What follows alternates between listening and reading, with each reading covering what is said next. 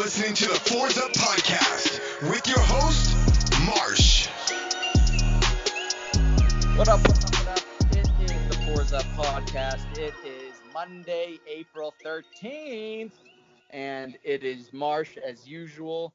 And as always, I am joined by my wonderful producer and co-host, Jordan Nelson. Jordan, talk to me. What's up? How are we feeling? Dude, we're doing great. Besides like the being on the verge of a mental breakdown from quarantine, I'm good. That's great to hear. I'm doing worse than that. I've reached the point where I can't do it anymore. I don't know what to think. I'm watching Rudy over and over and over just to motivate myself to do something. Yeah. And I can't find it. The only thing that's keeping me together is this podcast. And is Brad on right now? Yeah, Brad's on.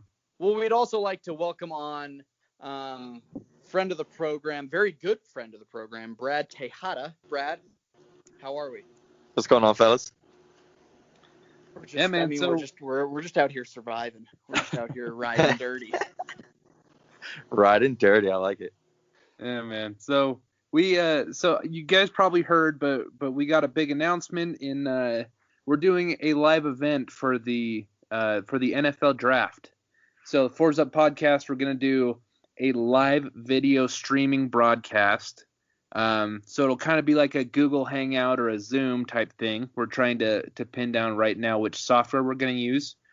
And then we're gonna have Canes fans come on while they're, to talk about their NFL teams, and we'll chat about Canes and stuff. And we actually have a partnership with CanesWear. Everyone knows about CanesWear, the Miami Hurricanes apparel store in South Florida. It's run by our guy Brett. We're actually going to have him on the show in just a few moments. But yeah, so we got this big event coming up. We're going to do all 3 days of the draft. It's going to be your opportunity to jump on like a Zoom type thing with me and Marsh and Brad. And it's going to be really cool, man. Yeah, I'm pumped. yeah. I'm going to turn my camera on so folks can see me in my glory and just see what goes into the mind of a madness. Dude, yeah, man. It's going to be great. I'm pretty sure Jordan, what bill do we need to know what Bills player you're going to be wearing jersey-wise? Actually, you know what? Me and Marsh are Cowboys fans, so Marsh, I got to make sure we're going to have to correlate and figure out who's wearing I'm not a big jersey. jersey guy, to be honest. Really? So all my Cowboys jerseys fit about a 9-year-old right now. Oh, okay. So maybe I'll get on NFL.com tonight and get something. I may have to do that. Oh, okay. Yeah. For sure. Anyone but Tony Romo. Now, but I got a nice Bills hat that I'm planning on wearing, so classy. Probably a Bills hat, nice. Miami Hurricanes t-shirt. How about that? Ooh, I like that. I think I'm gonna wear a Cowboys jersey with a turnover chain. Ooh, I like that. That's a good combo right there. So who you repping on the Cowboys? I think I'm gonna have to go with I'm feeling pretty hungry, so I think I'm gonna go with Zeke. Okay. Ooh, yep. Yeah. Well, dude, I'm pumped about this. I think you guys are gonna love it. I know we've got a few guys planned. I think we're going to get Ryan Roberts back on the show to start day 2. He was our draft expert that we had on a few weeks ago. So we're gonna have some cool stuff going on. Lots of Canes fans. We're gonna get some NFL insight.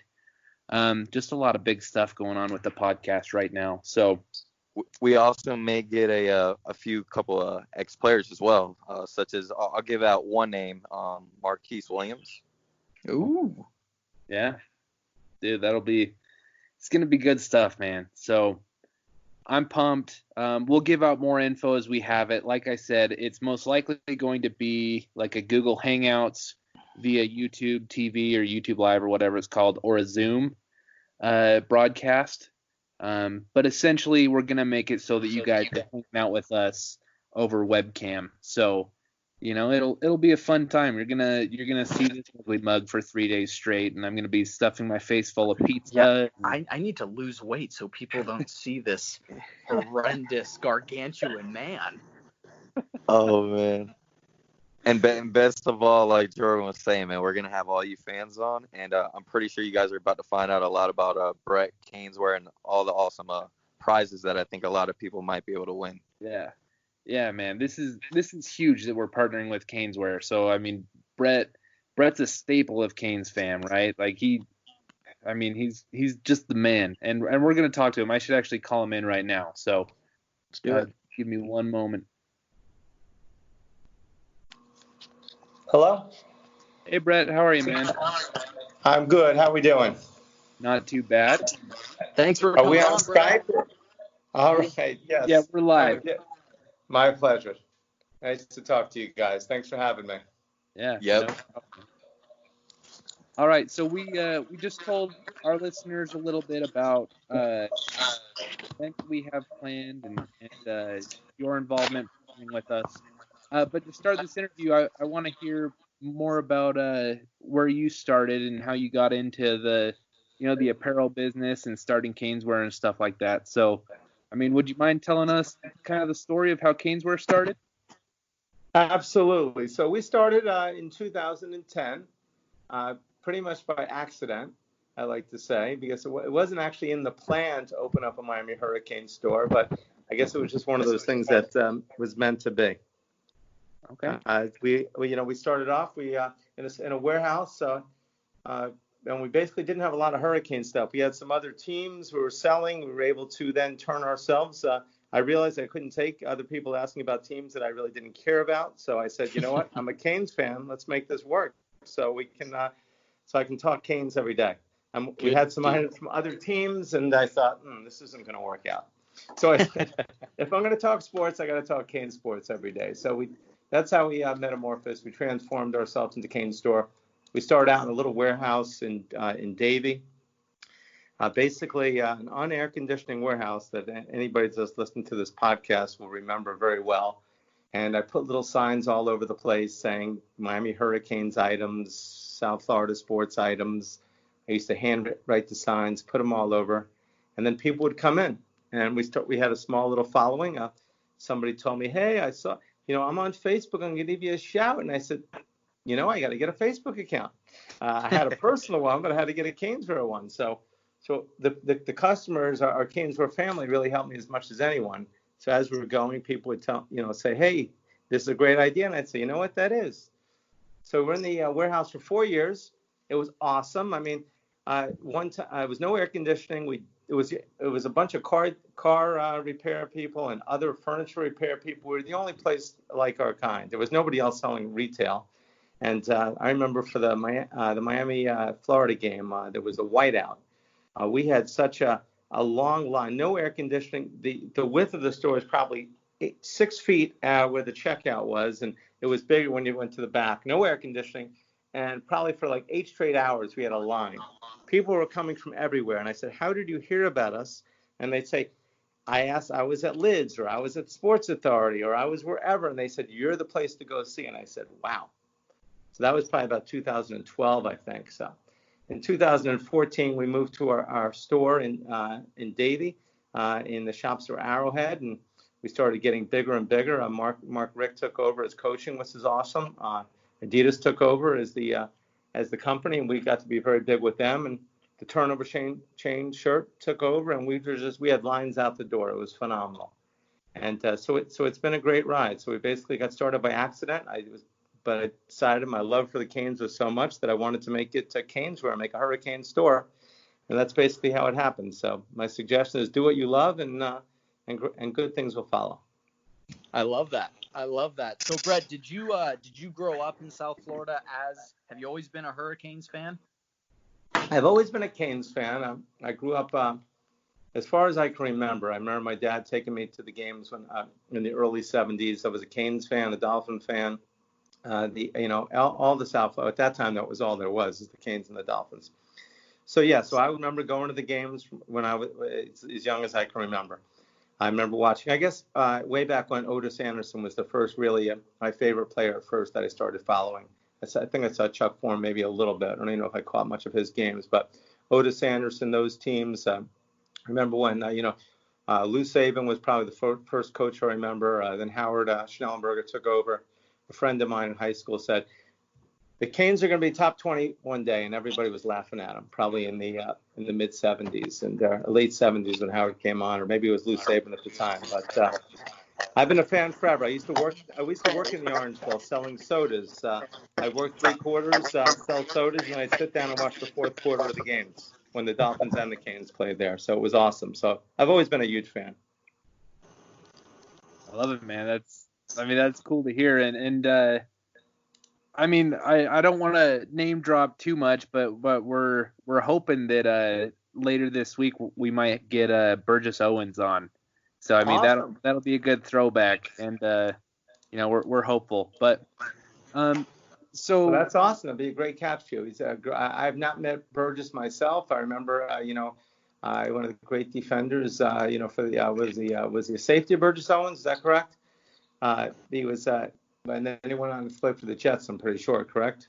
Correct. But, yeah, that'll be awesome to have him. Good job by you. Hopefully you guys can pull it off. Yeah, I hope so. And he's actually running for political office out here in mine and Marsh's great state of Utah. So he'll be our congressman if he wins election. Oh, fantastic. Yeah. We'll root for him, for sure. Yeah, absolutely. So would you take us through what it was like under Howard Schnellenberger, watching the program? I mean, a program that you had loved for a while before they achieved success. Watching kind of this meteoric rise through the 80s and even what that first taste of success was like in 83, and then kind of the years that followed, sustaining the success. I mean, what was that like? That was awesome. I'd say, watching the Canes, to start that run was phenomenal. Seeing them, getting better and better. I remember, I think it was 2000, 82. We had the Peach Bowl. They were starting to get better and better to the team. They were supposed to have a good season in 83, I remember, and then they got blown out by the Gators in the first game. And it was a thing like, wow. I mean, thank goodness there was no social media at that time, or the team would have been panned. I mean, I can only imagine if social media was around then. So then, after losing that game, the Canes just started winning and just started growing the fever. And people that were not Miami Hurricane fans were just jumping on board. And when we went ahead and obviously played Nebraska in that in the national championship game, I got to be there, and it was just phenomenal, that experience. Just nobody thought we can win. Nebraska was the best team supposedly of all time, and to see that team come back and win. Bernie Kosar lead them. So many great players came from that team. And they always talk about the Jimmy Johnson teams or the Butch Davis team, but we had a lot of stars on that team from 83. Bernie Kosar was phenomenal as quarterback. You had Alonzo Highsmith.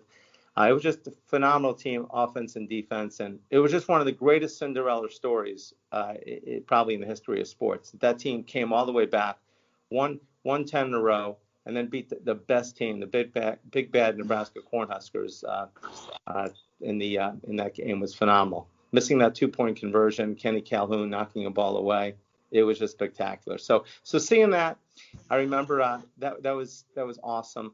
At that time, it was just Cane fever going on. Then unfortunately Howard left, Coach Schnellenberger left, and Jimmy Johnson came on. And what I do remember is people were not happy. I mean, I think it was Sam Jankovich brought Jimmy on from Oklahoma State. He really didn't have a great resume. He was starting to get to be a better coach, but he kept on getting beat up bad by Oklahoma. And we dominated in Nebraska, who dominated the Big Eight at that time was called. And then Jimmy just turned that team around. That first year we were doing fantastic, and then we lost like 5 in a row. The next year we had a chance to win a national championship game, actually, which a lot of people never talk about that game. We lost to Tennessee, or we probably get that national championship game. And then they went ahead, obviously, and then we had the game that we lost to Penn State, which was one of the great teams ever. But then, it was just riding that Canes fever was phenomenal. Just watching that team, all the amazing athletes, and just watching the 86 team, the 87 team, the 88 team. And every year this team was top 5. The battles with FSU. Even if we didn't win it, I think we were pretty much top 3. And I remember the year we lost to, which I consider one of the great teams of all time, the Steve Walsh-led I think it was the 1988 team that we lost on the Cleveland Gary fumble, which is that team was good as they get. We beat every conference